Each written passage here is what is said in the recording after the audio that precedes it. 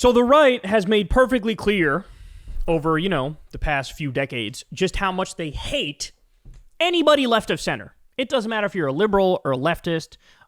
It doesn't matter if you're a moderate conservative who voted for Biden or Kamala.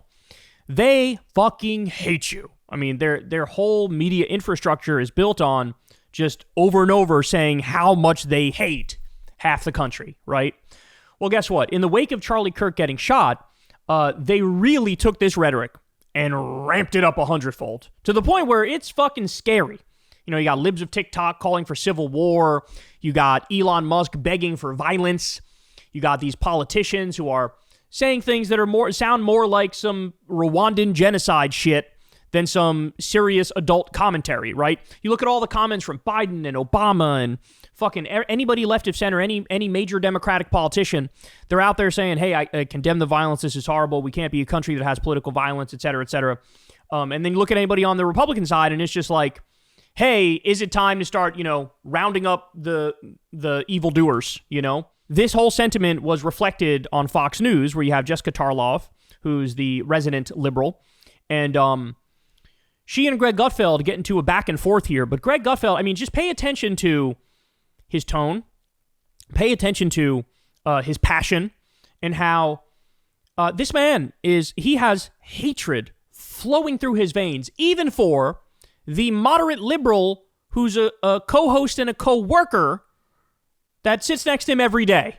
So let's watch, then I'll have a lot to say about it. Watch this. If there is evidence that he was a leftist, and Cash talked this morning about this note that doesn't exist anymore, but through our aggressive interview posture, we know exactly what it said. They're going to have to do better than that for people to take it from the president and people who are supporting him in this, that this is a they problem, that the left came out and they took out Charlie Kirk. Now, it may absolutely be the case, but we know that Tyler Robinson was raised in a close-knit conservative family. We know it was a big gun culture family. The grandma said something like, we don't even know any liberals. It wasn't school indoctrination. Carrie Lake went off on that. He was in an online apprenticeship program at Dixie Technical College, which I don't think was changed. I would just know the family but said they didn't say changed. when he changed. Yeah. I'm just saying we need more information before you smear. We don't need more information. Really? Yes, we don't need it. What is interesting here is why is only this happening on the left and not the right? Let me just pause there. First of all, even if you say Tyler Robinson was a liberal or a leftist, even if you grant people that, the idea that therefore every liberal or every leftist in the country is guilty is fucking preposterous. Point number one. Point number two, he says, this is only happening on your side. Really, Greg? Really? Is that what we're doing now? This is the conversation that we want to have? It was in fucking June, multiple Democratic lawmakers were murked by a right-wing MAGA terrorist who had a list of 75 exclusively Democrats on that list. Exclusively. You didn't say shit about it. Trump didn't say shit about it. Nobody said anything about it on the right. It was in and out of the news in a day or two. We're one of the few outlets that actually covered it and took it fucking seriously. But it only happens, they say, on your side. By the way, they lie, just so you know, they lie about the terror attack in Minnesota, and they say, he was appointed by Tim Walz, so he was a Democrat. You have got to be, that's so dishonest, because it was some nothing, stupid, low-level business board that he didn't even meet the people who was on the board, and they went with this guy as a Republican pick, right? And they used that one misleading fact, obviously he was a Democrat. And I heard Fox News repeat this also this week.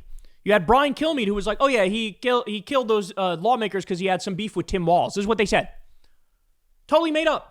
But even if you want to put all that aside, here's the actual numbers. These are the actual numbers right here. Murders by politically motivated left-wing and right-wing killers.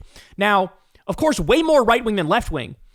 And it matters how you count it, but no matter how you slice it or dice it, you get a low of 70% of political murders being right-wing and a high of 90%, again, depending on how you count it and how you include Islamist attacks, etc. And if they die or if they don't die, there's different ways you can count it. But in every imaginable way of counting it, right-wing terror is way bigger than left-wing terror. But he doesn't care. He's going to lie about that.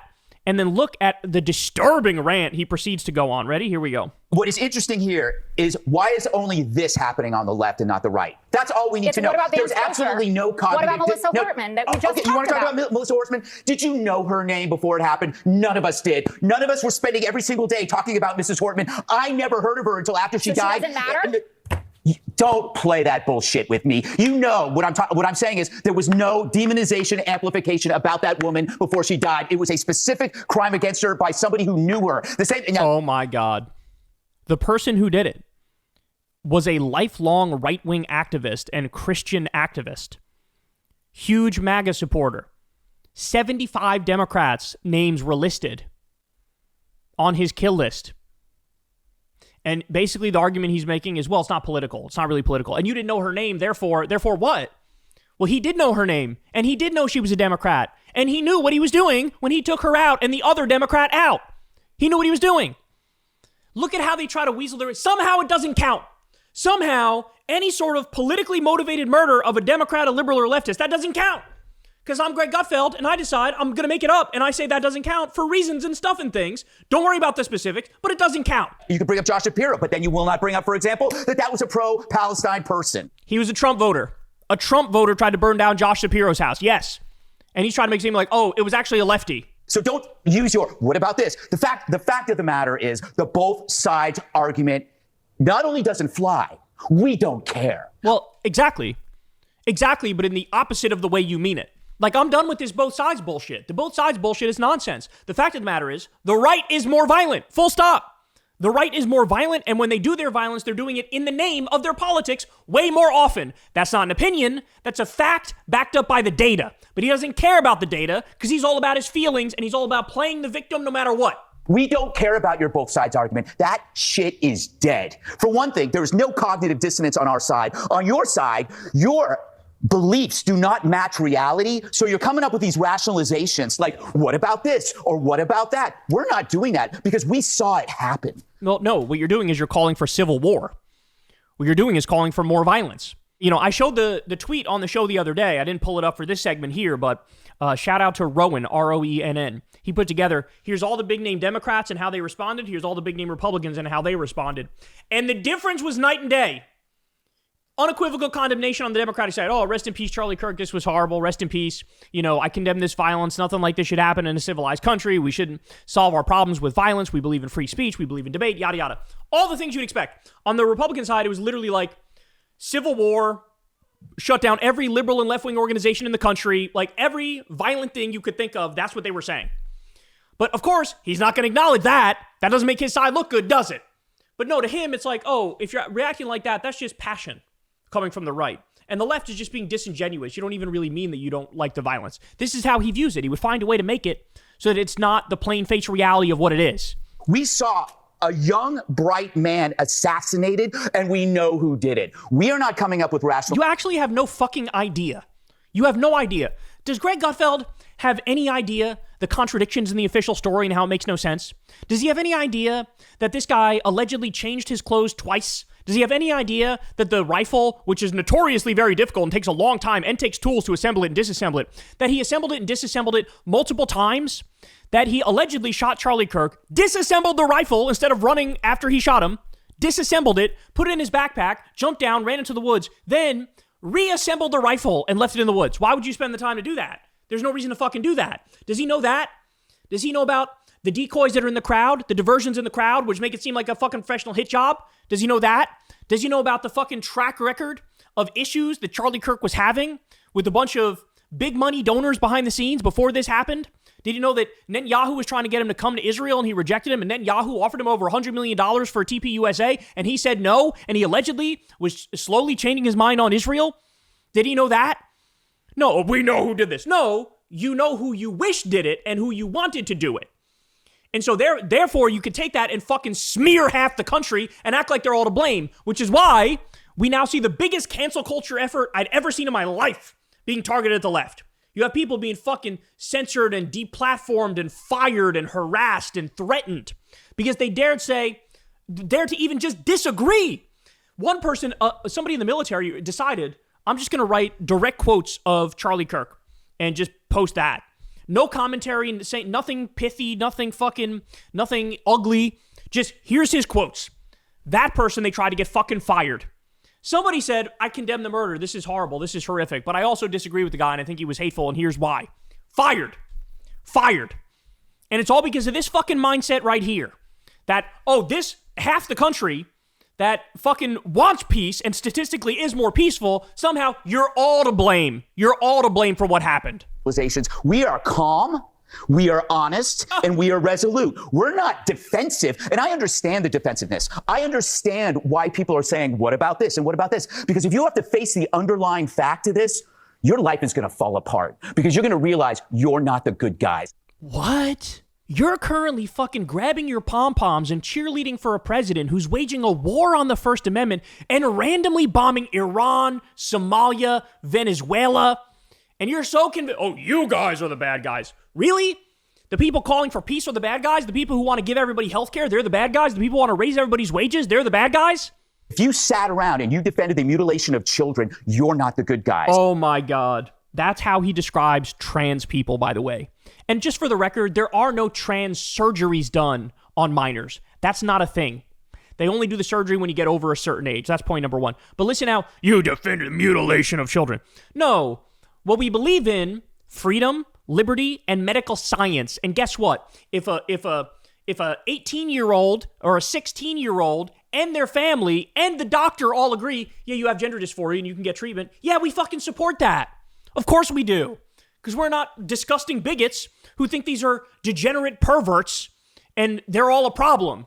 If you sat 600, 700 cases of harassment against Republicans and you said, but what about this? What about this? And then you see this murder after calling somebody a fascist, you realize maybe I'm not the good guy. Oh my God, I can't. Notice the dirty trick that they're doing here. The dirty trick they're doing is now you're not even allowed to call a spade a spade. Now you're not even allowed to say Trump is a fascist and MAGA is a fascist movement. Now you're not even allowed to do that because there might be somebody who hears that and then decides to take a giant leap from there and say, well, I'm going to do violence because of that. So in other words, you're not even really allowed to disagree with us anymore because somebody might hear that and then take that to violence. But then it also works in the other direction. I guess you can't disagree with us either because there have been plenty of Democrats and liberals and leftists who've been killed in right-wing terror attacks. So now, when I say I'm for Medicare for all, you're not allowed to disagree. Because if you disagree, what you're saying is other people who disagree should go and kill me for believing in Medicare for all. Let's stop. Stop this fucking we're going to lowest common denominator, low IQ bullshit arguments. This is so fucking try hard. It's a hell of a realization to deal with. So therefore, you have to grasp at rationalizations. You don't have to do that, Jessica. They do. I don't believe you're part of that group, but why the hell do you have to mimic and echo that crap to us? He was a patsy. That guy was a patsy. He was under the hypnotic spell of a direct-to-consumer nihilism, the trans cult. Oh my God. This is disgusting, actually. And this is what you see Elon Musk doing, too. Even though, according to the official story, this guy was turned in by his allegedly trans partner. As soon as this allegedly trans partner saw what this guy said, hey, I did it, they went right to the FBI and said, here's all my messages. So even according to the official story, you should be saying, this person is a hero. But no, it's always the fault of the trans people. They are actually trying to get trans people assaulted and trying to get trans people hurt. For real. For real. Acting like, and this, again, Elon Musk was saying, it's like a terrorist death cult. Really? There's been over 6,000 mass shootings in this country within the past, 5 years, 10 years? I forget the exact time frame. 5 of them have been done by trans people. 5. You have got to be, we're talking less than 1%, a fraction of 1%. And they're all guilty. And they're all fucking brainwashed. Jesus Christ, man. This is so dark. That. If you can decide that biology is false, you can agree that murder is okay. And that oh my God. Oh my God. That's disturbing. He said, if you can decide that biology is false, you can decide that murder is okay. So if you're okay with trans people, you're okay with murder. Oh my God. This is just incitement. Humanity is expendable. How you cannot see that alone and see that for what the evil it is without having to attach all of these other things is beyond me. Incredible. Just so incredible. I don't know how she does it. I don't know how she works with these people. That was just such a dishonest, sanctimonious, fucking bullshit rant. And he knows it. The fact of the matter is, anything happens to anybody on the right and they immediately want to say everybody on the left is to blame. When you flip the script and anything happens to a Democrat, a liberal, or a leftist, they would never, ever, ever take accountability. In fact, they joke about it. When fucking Paul Pelosi got a hammer to his head and nearly died from some right-wing crank, They were joking about it and saying it was a gay lovers quarrel gone wrong. Even up to the president of the United States, he was fucking joking about it. But here's the thing, and this is the main point. When it's violence against us, the reason why they joke about it, the reason they don't care is because they don't view us as fully human. In the same way he clearly doesn't view trans people as fully human. Just like what you heard him say there. They don't view us as fully human. So if something happens to us, it doesn't count. But if something happens to one of them, oh my God. Then of course it counts. And we're going to talk about it forever. And we're going to fucking ruin your life over it. Even if you breathe the wrong way about it.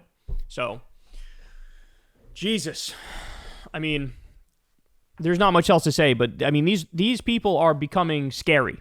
Like the frothing at the mouth fascist rage. Like there's nothing off the table when these people get in this mode. Hey y'all, do me a favor and like and subscribe. It helps out big time in the algorithm.